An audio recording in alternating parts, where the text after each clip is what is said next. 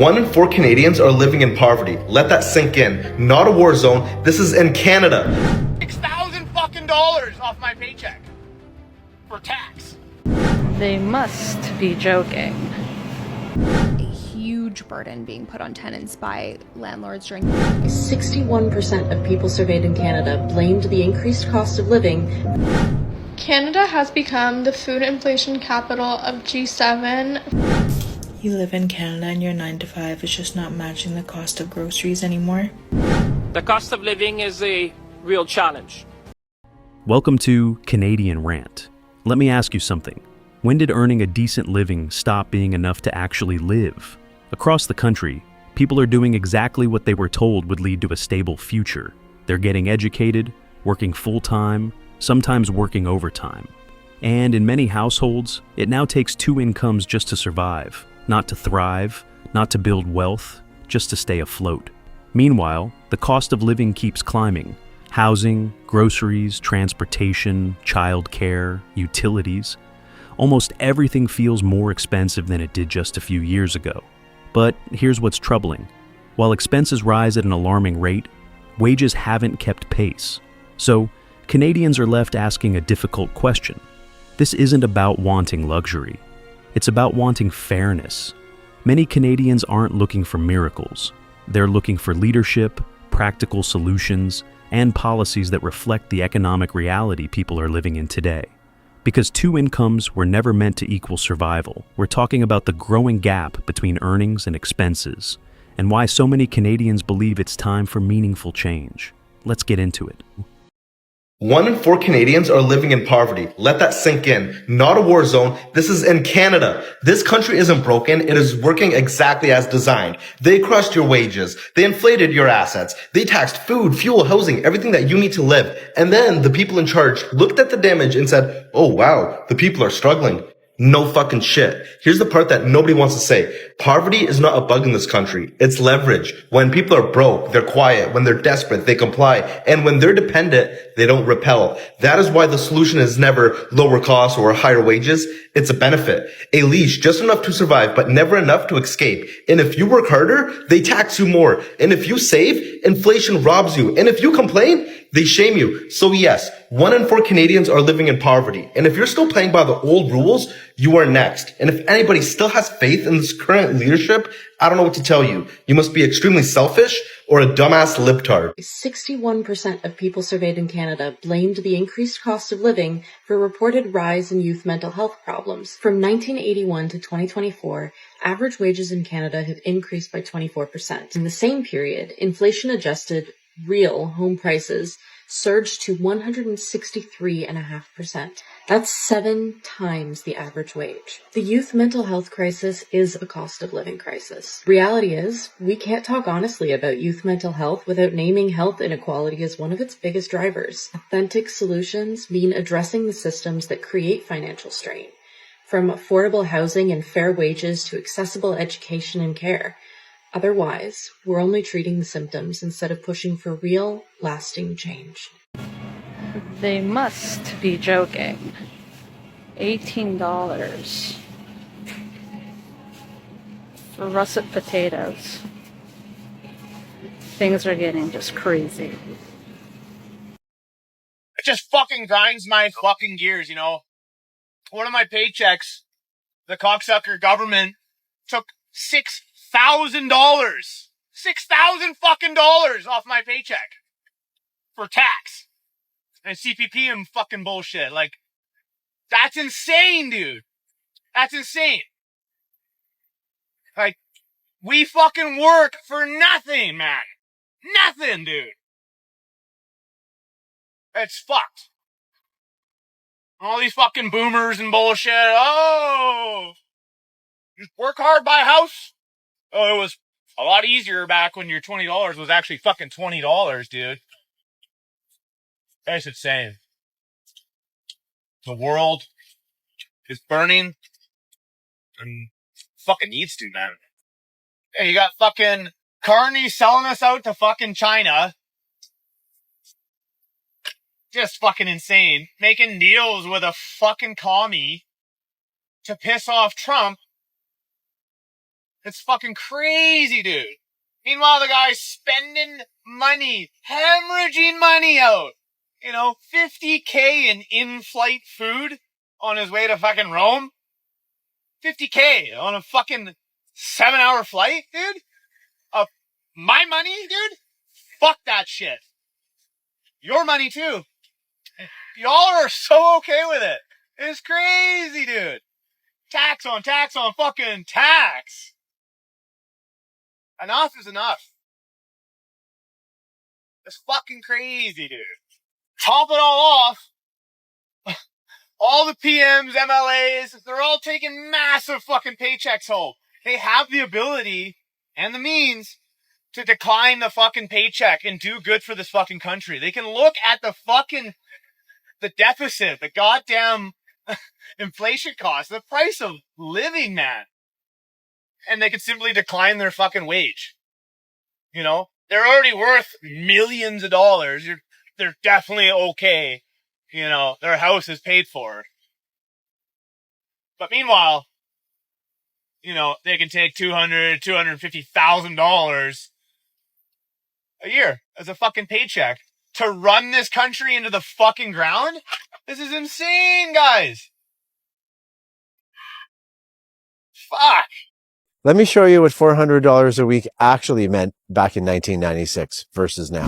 In 1996, a pound of bananas would cost you around 49 cents a pound. Today, that same pound of bananas is going to cost you $1.19 a pound.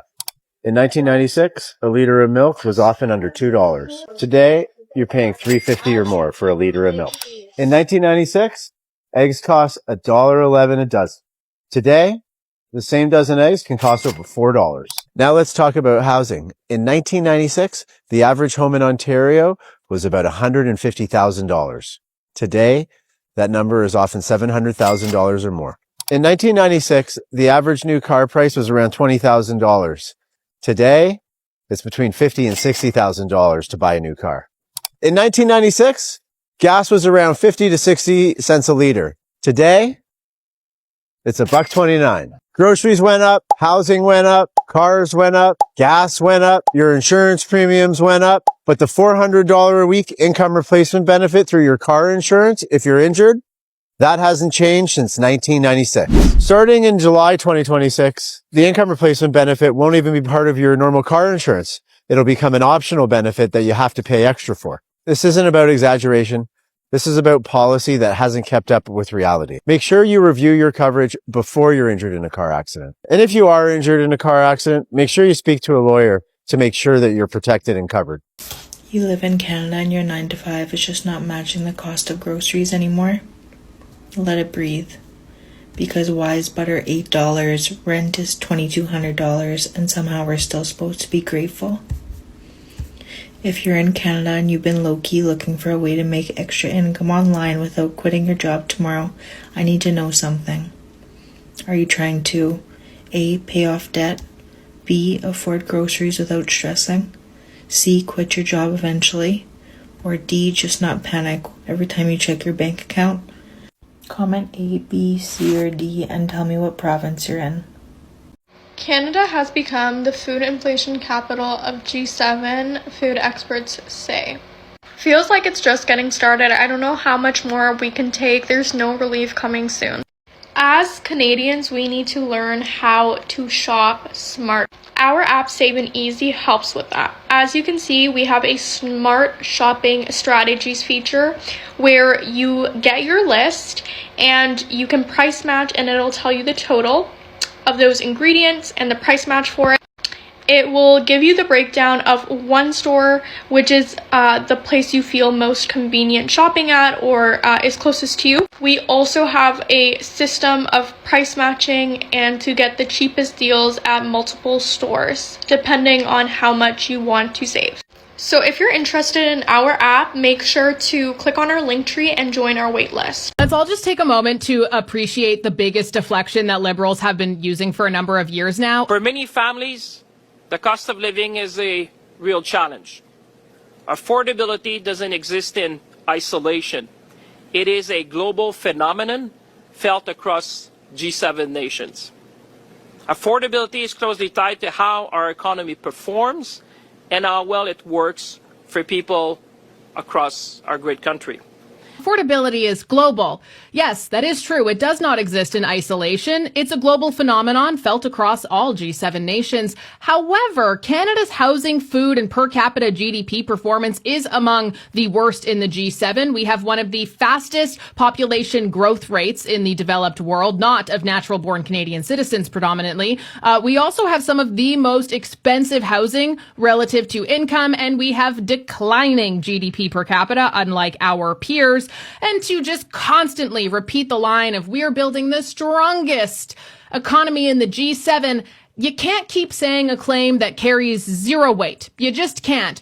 GDP per capita, Canada's fallen. Productivity growth, Canada's fallen. Housing affordability, nope. Disposable income, not really a thing here. So much so that the government has to promise you even more money in a GST rebate that you're going to get so that you can just afford groceries. Our parents raised families on one income. Most Canadians today can't. It didn't happen by accident. In the 1950s and 60s, Canada was largely a one-income country. A single full-time wage could buy a home, raise kids, and still leave room to save. Back then, the average home cost about 3 to 4 times annual income. Fast forward to today, in many Canadian cities, housing costs 8 to 12 times your income, and even more in Toronto and Vancouver. So we have to ask, what changed? When dual income households became common in the 1970s and 80s, total household income rose, but individual wages didn't keep pace. And banks didn't ask, should this still be affordable on one income? They asked, what's the maximum 2 incomes can service? So mortgage sizes grew, prices climbed, and rents followed. And suddenly one income wasn't old-fashioned. It quickly became insufficient. Meanwhile, productivity kept rising, but real wages for Canadians largely flatlined after the early 1980s. So instead of 2 incomes equals prosperity, we got 2 incomes equals survival. Policy followed the new normal. Taxes, benefits, childcare, housing, all designed around 2 full-time earners. Not as a choice, as an assumption. So the uncomfortable truth, Canadians didn't choose dual incomes. We were priced into them. Okay? 2 incomes weren't supposed to make life harder, but when costs rise faster than wages, progress turns into pressure. And unfortunately, that's just the system we're living in now. What are you going to do? What happened in Tumbler Ridge, BC is absolutely devastating. It is a parent's worst nightmare. As a mother, I can't fathom to understand how it feels to be told that your kid's not coming home. For Canada, this is super rare, but it happened, and my heart goes out to all those who are affected by this. And for the love of God, Canada, keep the politics out of this. We don't know why this happened.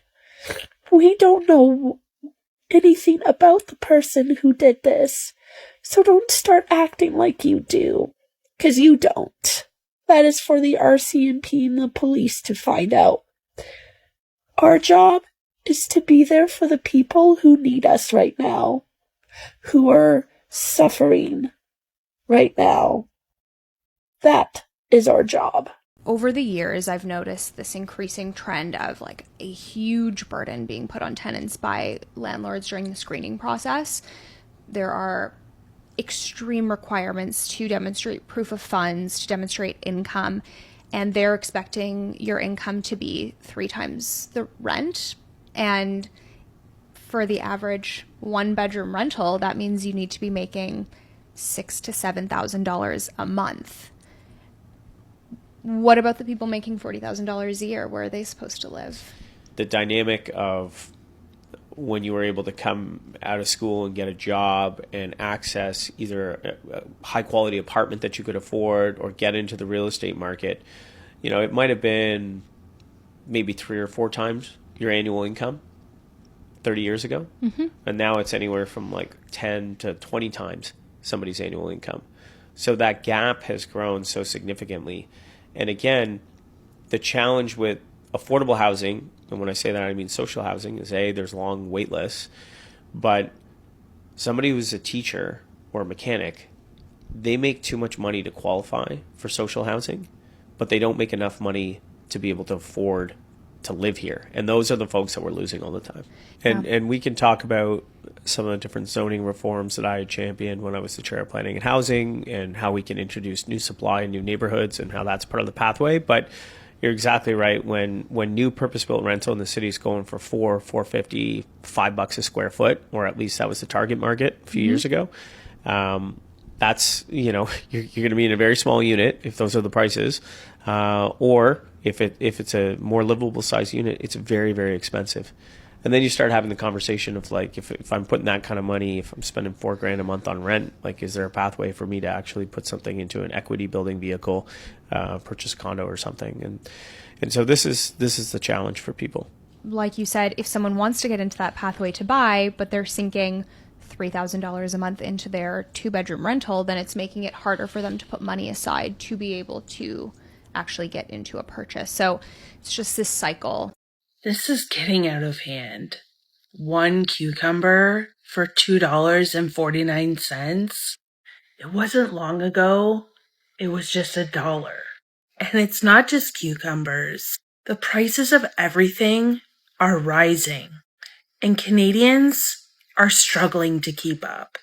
Gas, food, basic necessities, all increasing, while our paychecks are staying the same. This isn't just an inconvenience. This is a financial crisis, and it's hitting families, workers, and everyday Canadians the hardest.